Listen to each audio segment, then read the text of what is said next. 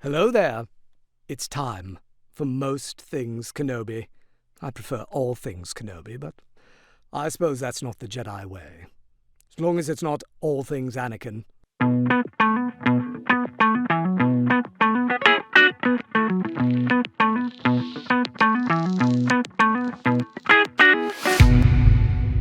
Hi everyone, welcome to another episode of Most Things Kenobi, a podcast about Obi-Wan Kenobi and all things Star Wars. I'm your host, Leanne. And I'm your host, Lauren. And this week we're going over episode 4 of the Kenobi series and everything that we felt during this episode. We felt a lot of things. Yeah, this one was a little different.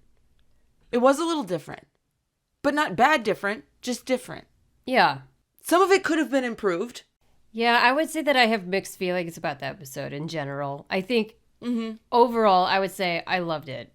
But there are things about it that I really didn't like or that I think could have been stronger, I will say.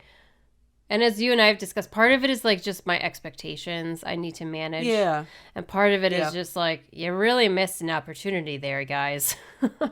So. Yes. I mean, watching it through, I thoroughly enjoyed myself. I had moments where I was screaming and like, oh my gosh, what is happening? Yeah. And then, of course, the end of the episode, I was in tears. So the episode was great. And then you think about a few things and you're like, okay, it's like you said. You missed an opportunity here. You could have maybe gone a little longer in this scene there. You know, things, right? Yeah. Like, well, and it is the shortest episode so far. It's pretty short. It was like 30 minutes, maybe? yeah. Why? When they could have Yeah. added? I mean, listen, if you're given 50 minutes, use it. I don't get why. Unless there was shit they had to cut. All I can think is that if there was something cut, it might be because they had to change the editing of the last 2 episodes. Because there are rumors, True. and you and I don't generally buy into the rumor mill. We wait until we hear it right from Lucasfilm. But rumors say that they had to re-edit the last episode because they're thinking of a season 2, which they originally had not been. So maybe they had to cut something out of this episode so that it made the new cut make sense. But even so, it feels like there's material missing. Yeah. Listen, I'm on board if they're thinking forward, if it's done for a reason. Yeah. I can always get on board with that. Like, forward thinkers, I'm here for. Please, for the love of God, in Star Wars, think forward, because there are instances where they have not done this. Yes. But what could those be, Leanne? yeah, what could those be anyway? Trying to stay positive. Yeah. Positive things, like Obi-Wan's getting his mojo back. So someone yeah. compared it to like how Stella got her groove back, and it's like how Obi-Wan Kenobi got his groove back. Oh, it was so fun to see it. It was, And there were true film moments, like filmography, cinematography, lighting, those elements I was very pleased with. yeah. Oh my gosh. Well, let's just dive right into the beginning. Like The beginning. the like delirious, taking him through to Jabim. I don't know how to say it. Yeah. Jim Beam. Yeah. Yeah, to the planet Jim Beam, where we all have cocktails. Where we all have a lot of alcohol. It's a great place. Everyone's happy and sad. Terrible old country music songs are playing in the background as you soak in your back to tank. But I digress. Well, the back to tank is... Now I can't stop laughing. It's the jukebox. I hope Patrick Swayze is there in the background somewhere. You know he's back there somewhere. Roadhouse, like punching people. Anywho. Yes. We've diverged already. Yes, 5 minutes in, folks. Yeah, right. The whole sequence, though, with the back to tank was cool. Like, the way it was intercut with, like, Anakin in his Tank and Obi-Wan in his, and showing the burns on both their skin and the effect that it's having, but also that they're clearly like having this connection through the Force. And it didn't seem pleasant for either of them. Like, no. It was really cool to see that, like, and also so fucking sad that these once brothers cannot even bear to feel connected anymore. I know. That's what hurts the most when you think about this specific moment. They're both injured. I mean, very injured in their own separate ways. They're both mentally injured as well by each other. And how far they've come from the brotherhood and the trusting of each other and the go through anything to save the other type of feeling that we got in the prequels and then of course throughout the Clone Wars series. And it's just so depressing. But I thought it was great how it was filmed. Of course, you spoke on expectations. We wanted more wumpy Obi-Wan where he was kind of deliriously thinking or dreaming a fever dream of Clone Wars or Satine or anything, but I'm not mad at what we got. I'm just disappointed that we didn't get what we had hoped, which there's a huge difference, people. You can still have a good episode and not get what you want. Yes, yeah, for sure. Like, I like what they're doing. I think it's really good. I do feel now it's very unlikely that we're going to get, like, if not now, then when? Because yeah, like, I don't know when. I mean, I mentioned that perhaps, you know, because they kind of moved forward through that way too quickly, in our opinion, right? Mm-hmm. They just went, and while it's in character and totally on brand for Obi-Wan Kenobi to be like, listen, I'm okay, we need to save a Skywalker, like, it's totally on brand. But maybe after he's done with his purpose of helping to save Leia and get her back to the Organas, maybe he'll have a moment where he reflects on some things. That's what I'm hoping. Yeah. That would be the only time I could see it maybe manifesting, but I think we lost our Clone Wars moment. Maybe. Yeah, I think so too. And ultimately, I do think I am disappointed with the fact that there was no time taken to discuss the, like, larger implication of what happened to Obi-Wan. Like, and it was a large moment. Drugged through fire and glass, like, and by his best friend. Everyone that I talked to said this is possibly the most amazing thing I've seen in Star Wars ever. Yeah, the most violent, the most tormenting thing that Obi-Wan could go through. And it makes the most sense. It's like the most poetic. Mm-hmm. And then they don't say a fucking thing about it. They show it like through weird. the imagery showing that they're connected and everything, but like they're not talking about the emotional work that Obi-Wan would have to do to like, he just basically pops out of the bacta tank, never gets back in it, gets dressed and gets on the road to helping Leia, which, like you said, it's very on brand. But this entire show has not leaned that way. You know, the whole show is implied. It's a slow character study, and it's about the emotional depth that this character has never really gotten to show on screen. And the first time they have a really perfect opportunity to let him actually speak about any kind of trauma that he doesn't, and of course, classic Obi-Wan style, it doesn't say a fucking thing. It doesn't even act like he's hurt. And it's like, as an audience, though, we're waiting for that moment because you're showing us all the emotional baggage he's carrying, and then we don't get the validation of seeing him work through that. He's just done and on his way. So I felt disappointed in that. Not saying I don't like it. Like, I still like it. I love the episode. But that was, I'm just, like, it was just an opportunity missed. And granted, the show's not over. And I will withhold full judgment until the very end. They still have plenty of room to blow my fucking mind. So. Oh, yeah. I mean, I'm keeping the hope alive. Would it have been perfectly placed in this episode in that moment? Damn right it would have. Yeah. So it feels a little like, dare I say, burn that they didn't add it in there. I mean, maybe there's some other crazy shit we can't imagine. Well, that's what I'm saying. Coming up, but like there are things that they know that we don't. I'm just gonna leave it to the professionals. But as far as that particular opening scene, would I have liked to have seen more? Absolutely. About 10 minutes more would have been 10 minutes more.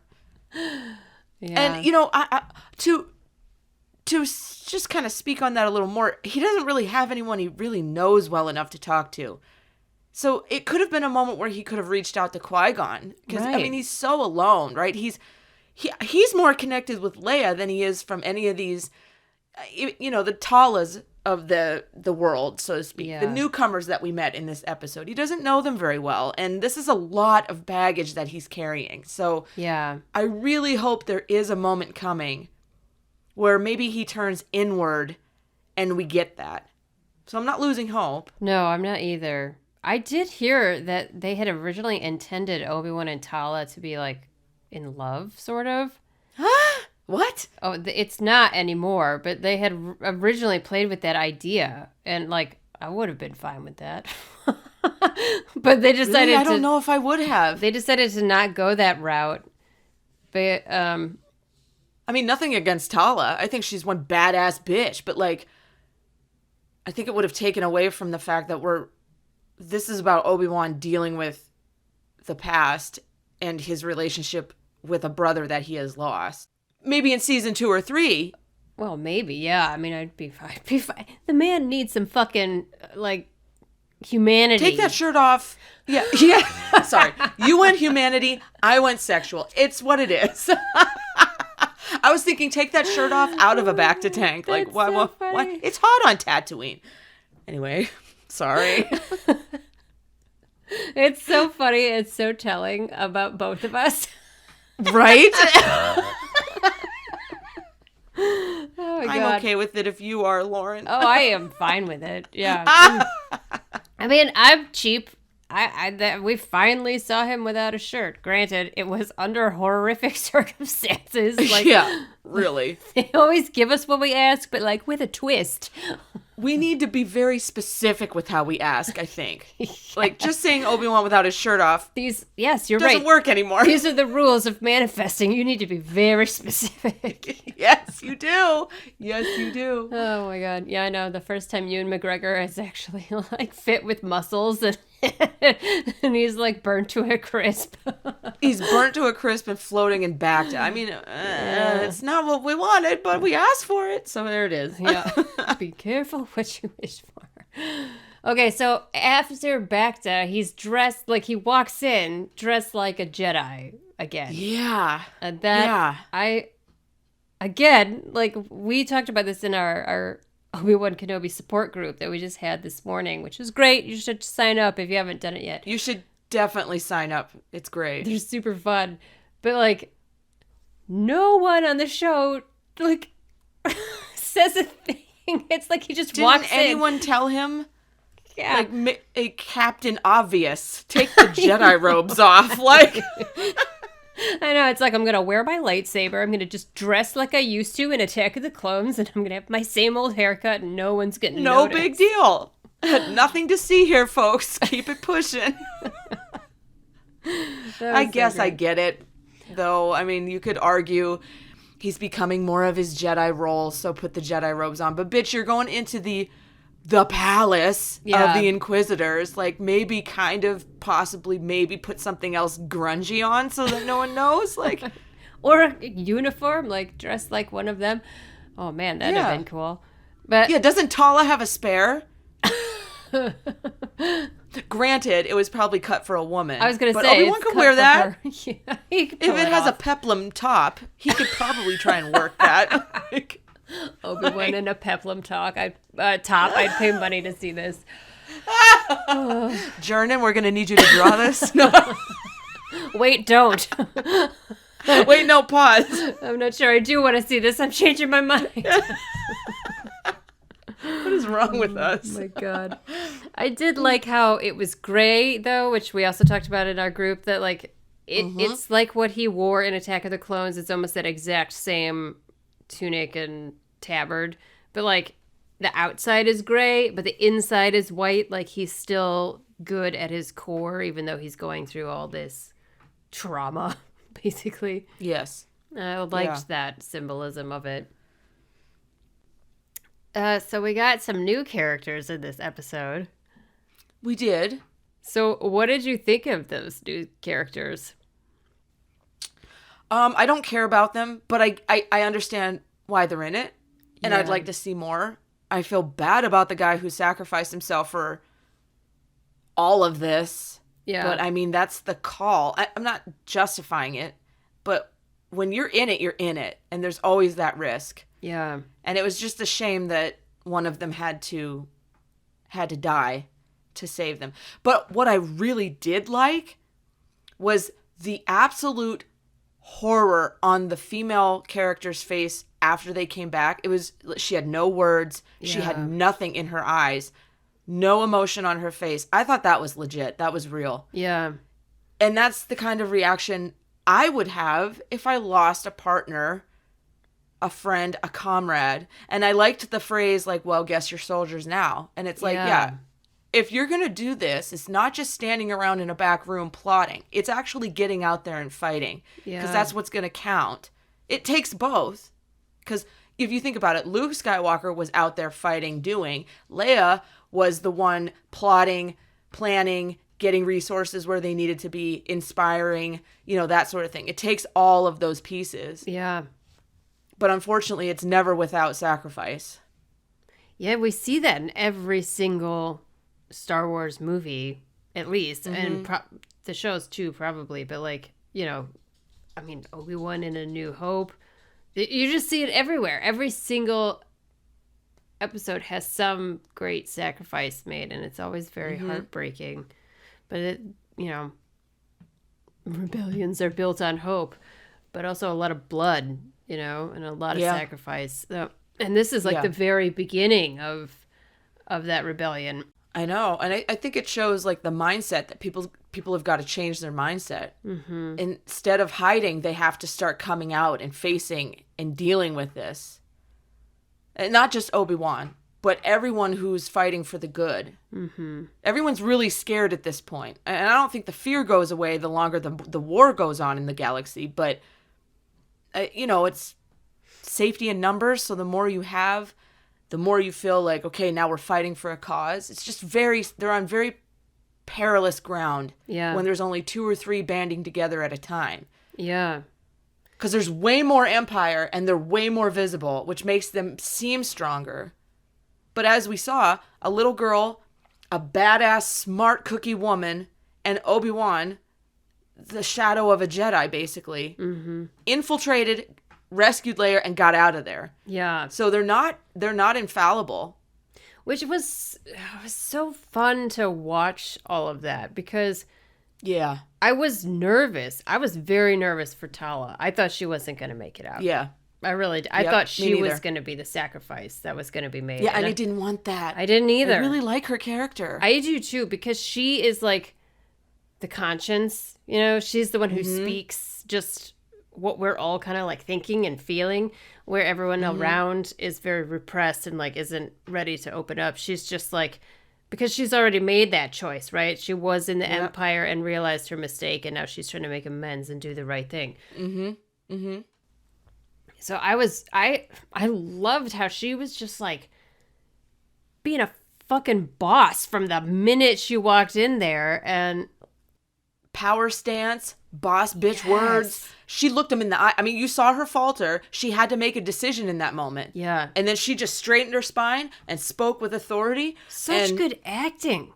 Very good. Because you have to see that transition in her eyes, basically, and like just a little bit of her mouth moves, and you know what's going on in her mind. And then when she speaks, there is no like hesitation in her voice. It's so good. I love when she said, then why am I wasting my time on you? I know, right? Oh, man, it's so great. I know. And there's a lot of good facial acting in this one. Reva was another one when she was struggling to talk to Leia before they took her in that torture chamber. Yeah. You could see she didn't want to come on strong with a little girl. And in fact, she kind of alludes to, I was in your position once, and it makes me wonder about her character, right? Like, I gotta know. I know. I gotta know. I hope they reveal by the end of this. I hope they don't leave it like, it's up to the audience. Decide for yourself. Right. It's like, no, tell us. We want to know exactly what happened. She's so fascinating because she was talking about she had a droid. She knows what it's like to be alone. And it's like, what does all of this mean? It's so interesting. Exactly. And I loved when Leia, well, number one, she resisted with her own little force abilities that she didn't even know. That was amazing. She resisted Reva trying to get into her mind, which, fucking A, I love Leia. And then, like, is this a staring contest comment? I know. Like, oh my God. It's like, this little girl doesn't even know how much power she has. Yeah. And she just says, like a kid, is this a staring contest? That would have pissed me off. Oh my God. I'd have gotten so angry if I was Reva. I'm literally trying to enter your mind and you're saying this is a staring contest. Like, fuck you. Yeah. Don't talk to me. I would like step outside and cry rage tears before I went back in. Yeah, because Reva's real strong, right? Yeah. She's real strong and real effective. But then she tried the calmer method, kind of reason, level with Leia on a little bit. It almost worked. Yeah. But just like the Leia Organa we know, she resisted all the way. I mean, she was going to the torture. She was going to let that machine happen. What a brave character. Yeah. Honest to God. This is everything I want from my Leia Organa Skywalker in a character from start to finish. Honestly. Yes. Did you like the parallel also? And I'm like jumping a little ahead because I do want to talk about some other stuff that happens before this. But when Obi-Wan rescues her and he takes her down off of the machine and they're standing face to face, the lighting is Empire Strikes Back when Han gets put in carbonite. And she says, I didn't tell them anything. And Obi-Wan says, I know. I did not catch that. And you just gave me fucking goosebumps. Because it's like, I love you. I know. It's like the same lighting. I was just like, oh my God. It adds. I didn't even think of this. It adds a whole new layer now to that scene in Empire for Leia. And I just was like, oh, it made my heart turn to ice. Oh my, I need a second. I didn't make that connection. I'm a terrible fan. No, you're not. I didn't notice it. I noticed the lighting the first time I watched it, and I was like, that really reminds me of, because that scene in Empire is so fucking iconic with the red really like underlighting on everybody. But then the dialogue didn't hit me till I watched it again, and I was like, that's like direct callback to what Han says to her. It made my heart melt. Brilliant. I was just like, that's brilliant. Yeah. Well,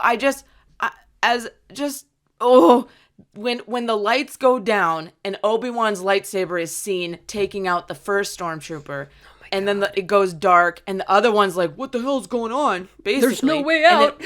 It's like, you're going to die. Shut up. Yeah, you're going to die too. And here's how. Obi-Wan lights his lightsaber again and takes him out. And it's just the lighting and the shot, like it's shot from above to get a wide scope.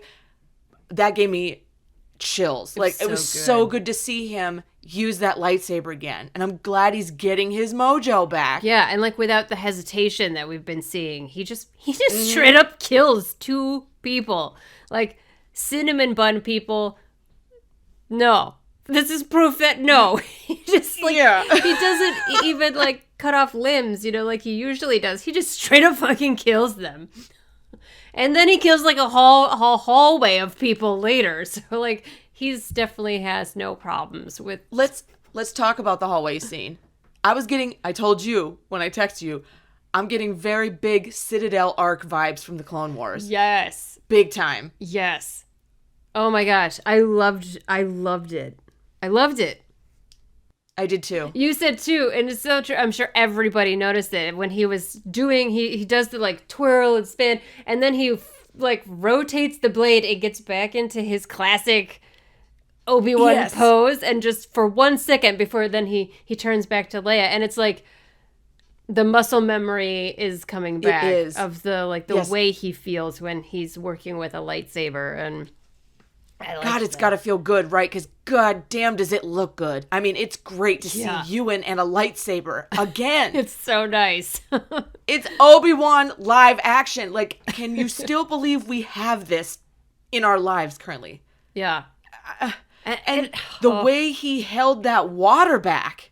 Oh my God. I have like a fear of water. Like, I don't like water because I've almost drowned like at least once. And that gave me like such bad heart palpitations watching that scene. And even after watching it more than once, I still like feel so nervous during that. It's crazy. It's so cool. So do you remember, I thought it paralleled, maybe not on purpose, but it gave me the parallel from the Clone Wars where Anakin held back fire. Yeah. From Ahsoka, and I believe it was Aayla Secura, right? Yeah. Yeah. On that ship.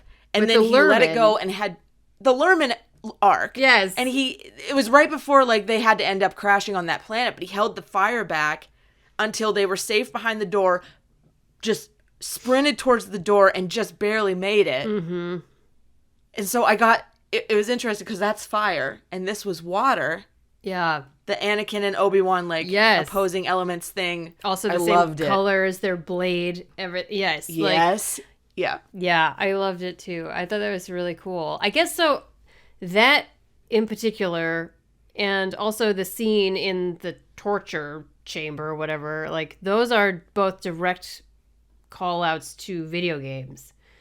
Correct. Yeah. And also when I think it was either Reva was walking with some troopers. They were in black, and that was straight from one of was it Fallen Order? I haven't played the game, but I saw that and I was like, I love it. I love all the nods to video games. Yeah, like because they exist and they're part of the story. They're canon. So yeah. So that was, I mean, that's cool. I mean, apparently it's like a direct ripoff, and some people were saying too that. Sam Witwer. Right. Sam Witwer tweeted, "Hey, Obi-Wan, stealing my moves." Oh, he did. And it was Starkiller. Right. Doing the exact thing that Obi-Wan was doing in the room. When he rescued Leia, right? Yes, correct. Yeah. Which I'm not mad at either. No. I love influences. Well, especially that, too, because Jedi Fallen... That's not Jedi Fallen Order. What is No. Sam Witwer. Force Unleashed. I knew it was something with an F. Thank you. You're welcome. It's just nice that they're like pulling stuff from Force Unleashed because I don't even think it's considered canon anymore, right? So it's like... That isn't? I don't think it is. Oh, because of Starkiller? Yeah. I'm not sure, though. I fucking love. I do, too. Like, I just like that they nodded to that. And then the Cal Kestis scene with the water, right? Isn't Cal the one who like held back the water? I think. I haven't played the game, so I'm not sure. I could be misquoting. But like they were also saying at the beginning, everyone was saying to Obi-Wan, like, nobody's broken into the Inquisitor's palace or whatever. But apparently Cal Kestis has. So I just think it's interesting that they're making a nod like directly to these video games and then also kind of like not tying it in correctly. It's like so he has been there, and according to some of the people we talked to today, like Vader knows Cal Kestis has been there. So I don't know. That was kind of a weird. It was like almost like a mistake, but maybe those people didn't know about Cal. I suppose they should. Well, maybe they helped him. I haven't played the game, but I know his entire story, just because I read about it. Oh, you did? So. Yeah, I have to know. Listen, I would play the game, but I'm afraid of crying because of his adorable little droid that's always on his back. Oh, and I feel bad for it. So that's literally the only reason why I'm not playing it. But I've seen the scenes with him and Vader fighting, and like it gives me a girl boner every single time I see any kind of scene from that, which just makes me want to play the game. So it's I gotta make a decision. You might have to just commit to it. Well, there's a part 2 coming out. They just announced part 2 of Fallen Order. So, anyway, we digress. What did you think about Vader? Vader's small scene, which man. it was so great to see him storm down a hallway, all pissed off. To see him, like, be fucking scary is such a refreshing thing. Which I know sounds weird, but it really is. Because now it's like, now when you watch the original trilogy, you know why everyone's fucking scared of that guy. Exactly. Like, you don't get that from the original material. So the fact that they're kind of like backfilling that now and like showing us why he's so fucking terrifying, it's really fun. It's really fun.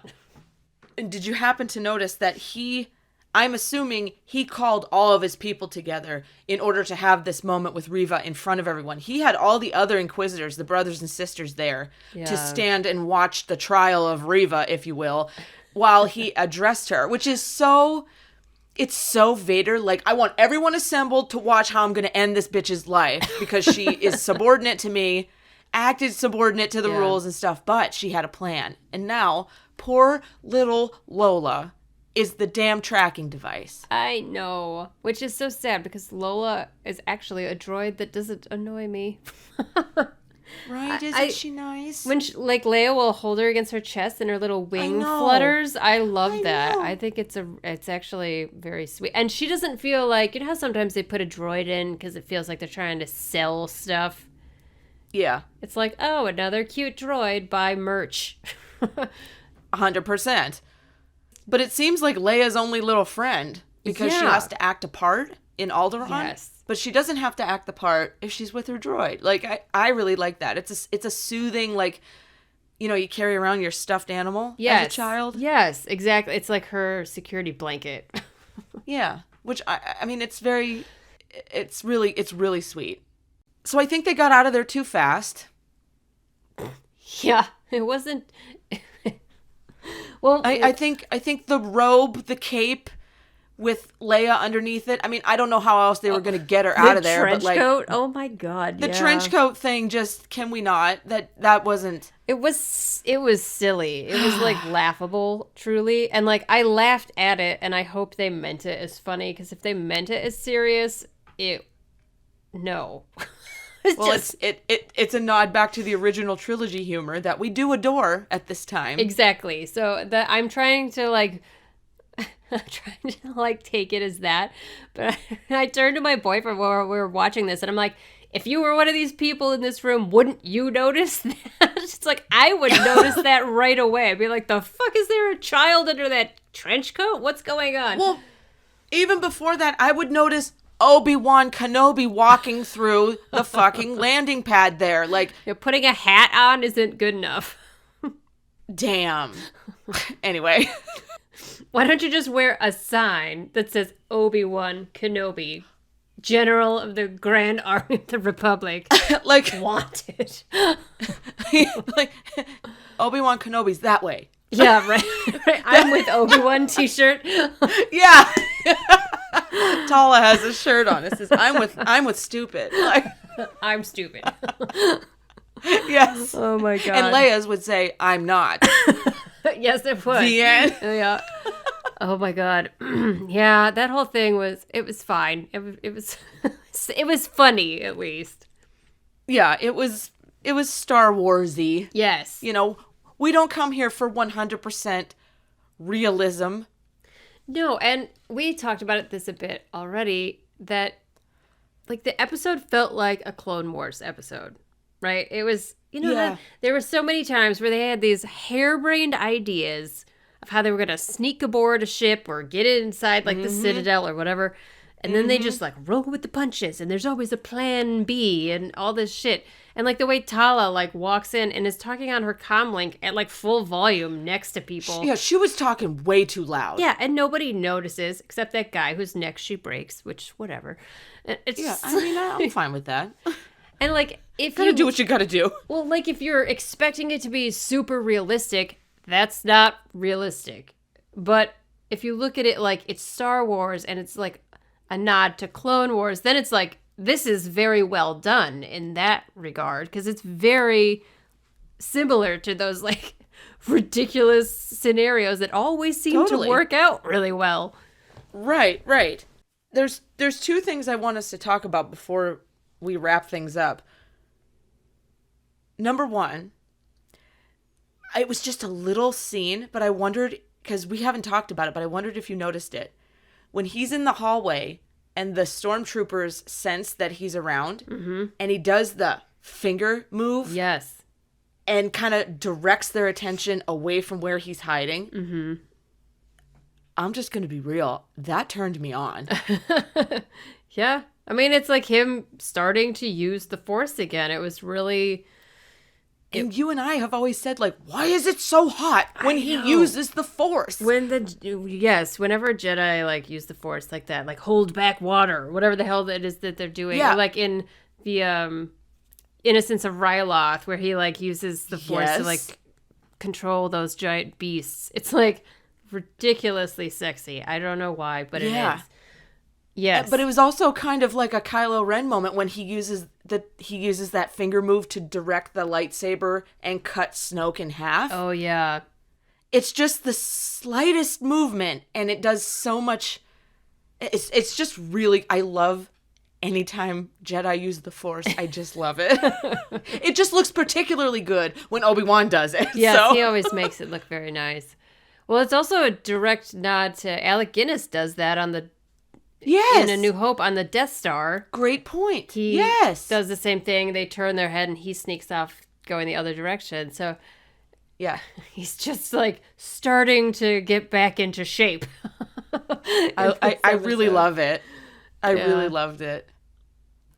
And we got to talk about the tomb. Yes, I was going to say. That fucking tomb. Kind of a big deal.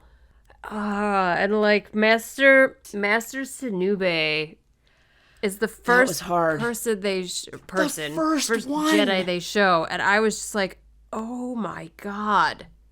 And if you don't watch the Clone Wars series, you won't. You don't really know the depth of this character. Yeah, like he was integral with Ahsoka. Like, yeah. I hated seeing him there. I hated it. I did too. Because he was already very old and wise in the Clone Wars. So to think that elderly gentleman was... Yeah. I'm assuming they're all dead, right? Like I'm guessing. Because the way they're held in that orange whatever is really reminiscent to what they did with Luminara in Rebels. Yeah, which is fucking freaky. It's really freaky. So, like, spoilers, if you haven't seen this, don't listen further. But, like, there's a moment in Rebels where is it the Grand Inquisitor? I think it is, right? He lures Kanan using Luminara's corpse, like, animates her spirit? I don't even know, to, like, trap Jedi. So... Yeah. This whole hallway is full of even a Jedi youngling, like a child is there. The look on the child's face, every one of their faces were like in shock. Yeah. But the child's face, I mean, and that was the last one they showed. Yeah, and it's just so horrific. I mean, it's such a barb to Obi-Wan in particular, after having gone back into the temple and seeing all the dead children and then seeing the hologram of Anakin killing them, to then see that not only did they kill them, but they took their little dead bodies, and it's like, why? Like, what are they using those for? Well, I think, I honestly, it has to tie into the importance of Grogu in The Mandalorian, because Grogu is the only Jedi specimen that they think they have left to use for whatever they're, the cloning or whatever they're trying to do. Because they keep trying to take his blood, right? They're trying to... Yeah. So if you think about it, if maybe these were not fully dead Jedi, or they went willingly thinking that, they would just be imprisoned and then this happened. Because if you... They're going to use them for something. Yeah. There's a purpose. They're there for a reason. Oh, 100%. On the flip side, I could see them totally using these bodies as like a shrine to their success. But there's other ways of doing that. And I still think they're being kept. Yeah. Kind of on the back burner for use in some way, and maybe it's like what they did in Rebels by reanimating corpses to draw out Jedi. I could totally see that. Yeah. Because we already have evidence that they do that. So it's creepy as hell. Yeah, it's because like if you think of it, if it was like them on display as like a hall of, I don't even know what's the term. It's like how back in the olden days when they would destroy like a group of people, they'd cut off their heads and put them on a pike like outside of a castle as like, this is what will happen to you if you rise up against the king or whatever the fuck. But this is downstairs. This is hidden. Yeah, this is like down below the ocean in the basement, hiding in a secure vaulted area where you keep cadavers. Yeah, it's like they don't want people to know what's down there. Vader knows, the Inquisitors know, the Emperor probably knows, I would guess. But I'm guessing it's the Emperor's doing. He's the one who's dabbling in the clone shit constantly. Yeah, right? I just rewatched the end of Bad Batch, season 1. Mm-hmm. So again, if you haven't watched it, spoiler alert. But they take, oh my god, Lama Su, I think is her name. She's one of the Kaminoans, the like lead Kaminoan scientist. At the very last episode, I think, or the second to last, they take her and like she becomes like even against her will. She has no choice. She is now forced to work for the Emperor, and they have great projects for her to work on. And then you never see her again. And it's just like, she's the one who created the clones. She's the one who created Omega and like took all of the DNA from Jango Fett and created all of the like clones and everybody from that. And it's just like, so what the fuck else is she doing? Because we know Palpatine comes back. It's just, by doing that, by having Palpatine come back, it literally means that no one necessarily is really dead when they're dead. Which they weren't anyway in Star Wars. Like, no. You get thrown down a reactor shaft, you're coming back to life somewhere, even if you're cut in half. But, like, yeah, I don't know. I'm just, like, they've mentioned a cloning facility in Mandalorian Season 2. There's this weird shit in Obi-Wan. They've talked about this weird cloning shit in Bad Batch. Like, if you're watching all this stuff, you're seeing Dave Filoni put little things here and there and here and there. And it's like, when are we going to find out what the big picture is? Because I feel like at some point it's going to come to a head. We're going to see. He will deliver. Yeah. It's like, there is some secret project the Empire is working on that's like hinted at in every single show. And I can't wait to see like what that's going to turn out to be. It's going to be horrifying. Which show is it going to appear on? You know, which season of which show, you know? Yeah. And like we've said, I really feel like all of this stuff is all just one big, it's just Star Wars, you know, like it's just all one big show. They're just telling it in different spokes of the same wheel, you know. Can we just appreciate that for like 5 seconds? Yeah. That is so cool. We are living in the world of Star Wars right now. Like, it's not all great, but holy shit, at least we have it. Yeah. Yeah. Someone was like, how are you guys going to ever like run out of ideas for episodes for the podcast? I'm like, how? There's so much material coming out. I don't think we'll ever run out of stuff to talk about on here. Even if it's like movies, TV shows, stuff like that, if we run out of that, we have an infinite amount of written material to cover. Oh my gosh, yeah. I mean, there's never a way that we won't have a reason to talk about Star Wars. You know why? Because we want to and we enjoy doing it. Yeah, exactly. And speaking of love, we need to end this episode the way that episode ended, with the shot of Leia taking Obi-Wan's hand and holding it. I was in tears. I sent you a voice message crying. Yeah. My heart felt... It was beautiful. Like, that was like a gift to the audience.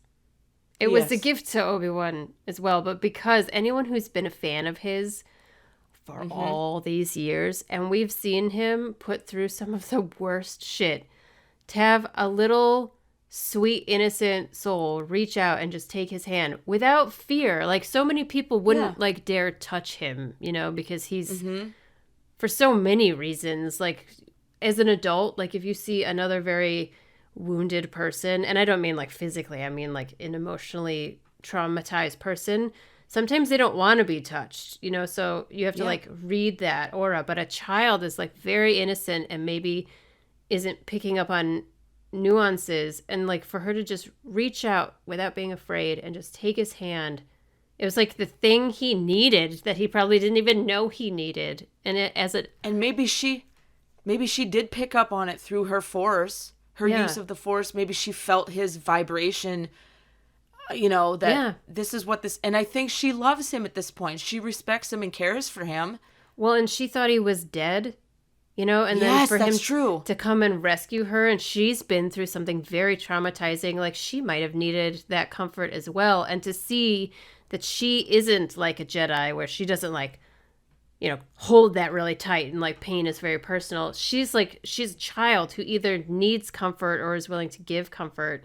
Like that was, I just loved that they had that. That was so Leia to me. You know, I think of her like in A New Hope comforting Luke, and like she's just always the strong one who protects and cares for and like is trying to do the best thing for her squad, you know, and is always like she's the last one out in Empire Strikes Back on Hoth. She stays until it's very dangerous, you know, and it's like this little moment was so perfect. And I was just literally like melted like an icicle. I was just like, oh my God, we finally got somebody being nice to Obi-Wan.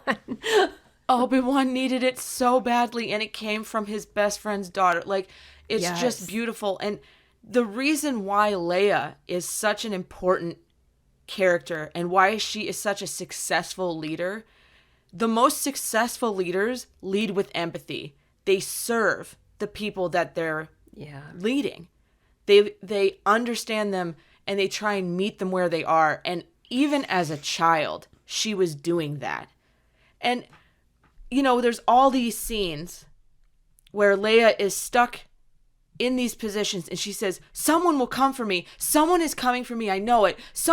I'll have a whole army come. And then we see in A New Hope, somewhere along the line, she learned that she's going to have to do it herself. Yeah. And she's not waiting around for anyone to come save her. And so we see her mature from, I mean, obviously as a child needs protected, needs saved. There's only so much they can do because they are a child. Yeah. But she becomes a self-rescuing princess by growing through all of this and learning there may not be any help, and I'm going to have to do this on my own. If people show up and help, great. If not, I'm going to get out of this one way or another. And it's her leadership, her understanding of people, and her sheer empathy. We see it with Obi-Wan. The man was hurting, and all it took was a simple touch of her hand. Like a silent, I understand and I'm glad you're here, is what she communicated. And it was, how many times have we needed that in our own lives? Yeah. You know? Well, and here's this big, strong man who knows things and has been through things and has grown and, you know, can do all these things to save everyone. And her little hand saved him in that moment, you know? Yeah, and the way he squeezes her fingers and like rubs his thumb across her fingers, it was just like you never get to see him give that. It really reminded me so much of Qui-Gon with Anakin. Yeah. And it was making me think that like how Obi-Wan he basically took on taking care of Anakin as a child right at the same age that Leia is right now. Anakin was 9 when he went to the temple, and Leia is 10 in this. So it's like he has experience with children at this age, and like it's coming back to him, and you could see that like there is this like paternal side to him where he does care for people, and like with Numa, you saw it as well, and it's like Numa to see that he's like getting that tenderness and also has an innocent place to give it back as well, because he never gets to show emotion or affection. It's like, he is a good Jedi. He doesn't get attached. And I just think that this scene was so perfect, and I was just really grateful to see it. Yeah. It was what the last person's hand that Obi-Wan caresses is Satine's after she dies. Yeah, that's a really good... And honestly, I actually wrote a post about this. Obi-Wan doesn't touch anybody. It's true. Like, he will occasionally touch Anakin or Ahsoka, but it's like really rare. He often, especially in Clone Wars, stands with his hands behind his back or like with his arms folded so that he can't or doesn't touch people. But he touches Satine constantly. And so, true. So like, and I haven't watched the prequels with this in mind, so maybe, he's more touchy-feely. I mean, he definitely hugs old Dex. It's true. The diner That's man. buddy, though. Yeah. So, it's just interesting because when he has physical contact with people, it seems like a very deliberate choice. Yeah. And I don't know. I think it was what we all needed. Yeah, really. I'm so thankful for this episode. I'm so thankful for that scene. I'm thankful to see Obi-Wan back in Adam again, and I can't wait for the next two. I say it every week when we record. I can't wait for the next one. Yep, I know. It's hard to wait. I almost wish I just waited till they were all out, but it would get spoiled. Like, if you go on Tumblr 10 minutes after the episode's over, someone has already, like, taken screenshots and put them out. So yep. There's no way to like not get it spoiled unless you just don't go online. So we'll just have to survive a few more days until the next one. We've got this. We've got this, Lauren. We can do it. This is what we were born for. Oh, Kenobi!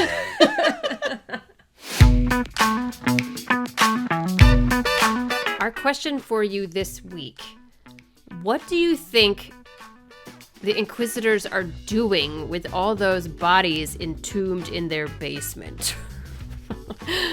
Yeah, are they going to use them, or is it just a slap in the face? I think they're going to use them. Yeah, I do too. And if for what? Yeah, what? Why? What are they there for? What is the purpose? We've seen a little bit of it in Rebels, but we're curious what your theories are, so hit us up. In next week's episode, you guessed it, we're reviewing episode 5 of the Kenobi series, and whatever awaits us. I'm excited, I'm scared, I'm everything in between. So please join us back here so we can review it and talk about it. So listener comments from last week, we're going to go back to our patrons because they had some good input about episode 3. And David, Jedi Master Zen, actually pointed this out, which I didn't notice. He said it could be just me, but is part 1, part 2, and part 3 of all of these episodes mimicking the part 1, part 2, and part 3 of the sequels? He says, part 1 is the kidnapping of a young woman, which takes place on Tatooine. Part 2, intrigue in a set on a water world and a neon underworld, clone trooper, death stick spice pusher, LOL. Mm-hmm. And then part 3, Anakin versus Kenobi and a fire scene. And I thought that was kind of a brilliant take on it. I never thought of that, but it's an excellent observation. It's really true. Yeah, like I hadn't thought of it either, but the parallels are pretty obvious, I guess, when you say it like that, David. It's hard to argue. When you say it like that. Thank you, David. We appreciate it. And also, our girl Z, she says, regarding Obi-Wan's brother, I wonder if it's a nod to one of the unused screenplay versions for The Return of the Jedi. I read somewhere a while ago that apparently in one version, Owen was supposed to be Obi-Wan's brother, but that was cut from the final version for the movie. Also a really good point that I obviously did not consider, and this is why our patrons are amazing. Yeah, oh my gosh. Seriously, I didn't even know that was an alternate version that they had been playing with for Owen, but like imagine how different things would be if Owen was Obi-Wan's brother. So different. Oh my gosh. No. I'd be okay with it. The sick burns between both of them would make sense because brothers do that. Siblings in general. Yeah, it's just a given. On YouTube, we got a comment from Kiara, and they said, for episodes 1 and 2, I was like, okay, that's a good start. Promising. But for episodes 3 and 4, I was screaming and gasping and on the verge of tears. Loving it so far. Same. Yeah. Same. I would say same. Same here. And on Instagram, we got a comment from Alpha Sapphire 17. They said, episode 3 was awesome. ASF. Yeah. Right? Yep. Especially the Vader scene. He's basically a horror villain now. Oh my god, yeah. Same. Love it. As always, we'd love to thank you for joining us here on the Most Things Kenobi podcast. If you would like to support us, you can do so on Patreon now, and we appreciate it if you do. We love our patrons. And as always, you can follow us on Tumblr, Twitter, and Instagram, and don't forget to subscribe on your favorite podcast player. And if you do enjoy our podcast, feel free to rate us on both Spotify and or Apple. And if you need just one place to find all of these things, head on over to mostthinkskenobi.com. So, until next time, my space twin, may the Force be with you.